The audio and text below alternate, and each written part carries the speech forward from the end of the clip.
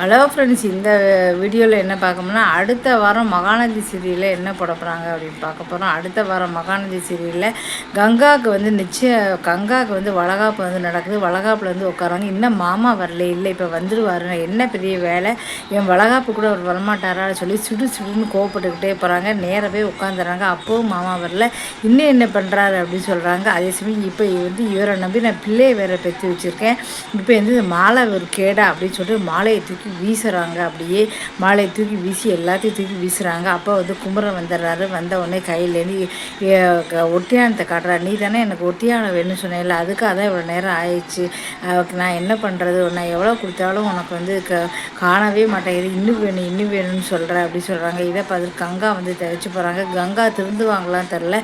குமரனை வந்து பணம்னு சொல்லி படுத்துகிறாங்க. இதனால் குமரன் வந்து ரொம்ப கஷ்டத்தில் இருக்காரு. இதுக்கப்புறம் வந்து பார்த்தீங்கன்னா இவங்க சின்ன விஷயம் வந்து கிடச்சிட்டாங்க. இதுக்கப்புறம் நிறைய கேட்டால் என்ன செய்யப்படுறாங்கோ தெரியல.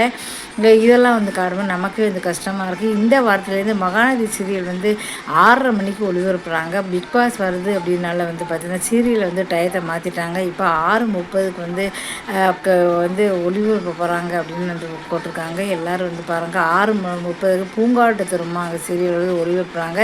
இனிமேல் வந்து பார்த்திங்கன்னா 6:30க்கு வந்து பார்த்திங்கன்னா இப்போ மகாநதி அப்படின்னு சீரியல் போட போகிறாங்க. 6 மணிக்கு வந்து பார்த்திங்கன்னா ஆகா கல்யாணம் வந்து முடிஞ்சு போச்சு. அதனால் அதுக்கு பிறகு என்ன சீரியல் போட போகிறாங்க தெரியல. சிந்து பேரவி வந்து போடலாம்.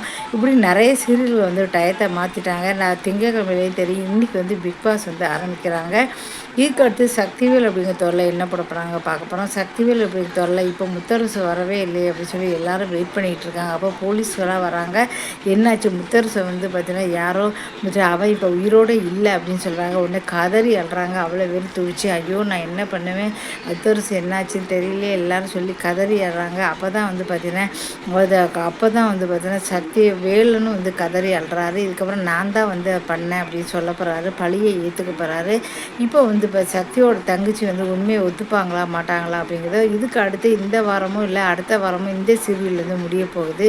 இதுக்கப்புறம் என்ன நடக்க போகுது அப்படிங்கிற பார்க்க போகிறோம். ஆகா கல்யாணம் இப்போ தான் முடிஞ்சு போச்சு. இந்த வாரத்தோட சக்திவேல் அப்படிங்கிற தொடர் வந்து முடிக்க போகிறாங்க. இதுக்கப்புறம் புதுசாக ஒரு சீரியல் வந்து ஆரம்பிக்க போகிறாங்க. இதுக்கடுத்து ஐயனார் துணை அப்படிங்கிற சீரியல் வந்து நம்ம பார்க்க போகிறோம். ஐயனார் துணை அப்படிங்கிற சீரியலில் என்ன போடுறாங்க அப்படின்னு பார்க்க போகிறோம்.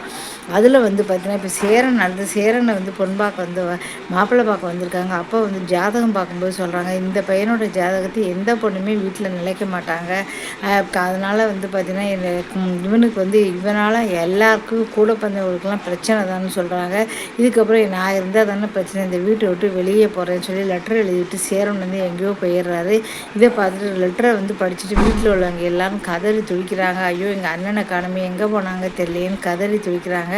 இப்போ கண்டிப்பாக எல்லாருமா வந்து சேர்ந்து சேரனை வந்து கண்டுபிடிச்சி கூட்டிகிட்டு வந்துடுவாங்க. தன்னோட தம்பிகளுக்காக தன்னுடைய வாழ்க்கையே வந்து தியாகம் பண்ண வந்து தயாராக இருக்காரு. இப்படிப்பட்ட அண்ணன் வந்து யாருக்கு கிடைப்பாங்க அப்படின்னு சொல்லி எல்லாருமே இது திகைச்சு போயிருக்காங்க. எல்லாருமே வந்து இதுக்கப்புறம் என்ன நடக்க போகுது அப்படிங்கிறத பார்க்கலாம். இப்போ வந்து நம்ம ஐயனார் துணை அப்படிங்கிற சீரியலோட ரிவ்யூ பார்த்தோம். அதுக்கடுத்து சக்திவேல் அப்படிங்கிற சீரியல் வந்து பார்த்தோம். அடுத்து மகாநதி அப்படிங்கிற சீரியலோட ரிவ்யூவை பார்த்தோம். நிறைய ரிவ்யூ வந்து போடுவேன். இப்போ வந்து பார்த்திங்கன்னா எல்லா வீடியோவையும் சீரியல் ரிவ்யூ போட்டேன். வர 18ஆம் தேதி எனக்கு மானிட்டைசேஷன் அப்ளை பண்ணணும் அப்படிங்கிறனால சீரியல் ரிவ்யூ எல்லாத்தையுமே அழிச்சிட்டேன். ஒவ்வொன்றும் ஒரு 5-6 வீடியோ மட்டும் வாட்சவர்ஸ்க்காக ப்ரைவேட்டில் போட்டுட்டு எல்லாத்தையுமே இதை டெலிட் பண்ணிட்டேன். அதனால் இனிமேல் நீங்கள் பார்த்தா தான் வந்து எனக்கு பைசா வரும், இல்லைன்னா பைசா வராது. மானிட்டைசேஷன் ஆகுமான்னு தெரியல. மேலே 18ஆம் தேதி மானிட்டைசேஷன் ஆனாலும் நீங்கள் பார்த்தா தான் போடுவோம். இனிமேல் நீங்கள் பார்ப்பீங்களான்னு தெரியல. லட்சக்கணக்கில் ஒவ்வொரு வீடியோவும் வந்து பார்த்தாங்க. 6 லட்சம் 10 லட்சம் சொல்லிட்டு. இனிமேல் நீங்கள் பார்ப்பீங்களா தெரியல. ஏன்னா ஃபோட்டோக்கெல்லாம் யூஸ் பண்ணல, பார்க்கலாம். இந்த வீடியோ பிடிச்சா மறக்காமல் சேனலில் சரி, நானும் நம்பிக்கையோடு வந்து போடுறேன். கண்டிப்பாக நீங்கள் பார்ப்பீங்க அப்படின்னு நம்பிக்கை இருக்குது. கடவுள் வந்து என்றைக்கும் கைவிட மாட்டார் அப்படின்னு நம்புகிறேன். பார்க்கலாம். இதுக்கடுத்து பாண்டியன் ஸ்டோர் அப்படிங்கிற சீரியல் வந்து பார்க்க போகிறோம். பொதுவாக வந்து நிறைய வந்து ப்ரொமோ ரிலீஸ் பண்ணுவாங்க. இன்றைக்கி வந்து இந்த 4 சீரியல் தான் ரிலீஸ் பண்ணியிருக்காங்க.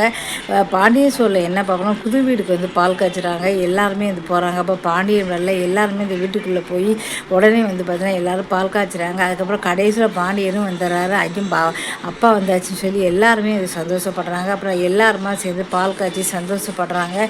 இப்போ வந்து பார்த்தீங்கன்னா செந்தில் மீனா தனி கொடுத்துன்னு போயிட்டாங்க. அப்புறம் காலில் வந்து ஆசீர்வாதம் வாங்குறாங்க. இதுக்கப்புறம் வீட்டில் என்னென்ன பிரச்சனைகள் வரப்போகுதுன்னு தெரியல. இவங்க வந்து செந்தில் வந்து கவர்மெண்ட் வேலை கிடச்சாலே ஓவராக போகிறேன், நான் பொண்டாட்டி கூட தண்ணி கொடுத்துட்டு போகணும் அப்படின்னு சொல்லிட்டு போயிட்டாரு. இதுக்கப்புறம் என்ன நடக்குதுங்க பார்க்கலாம்.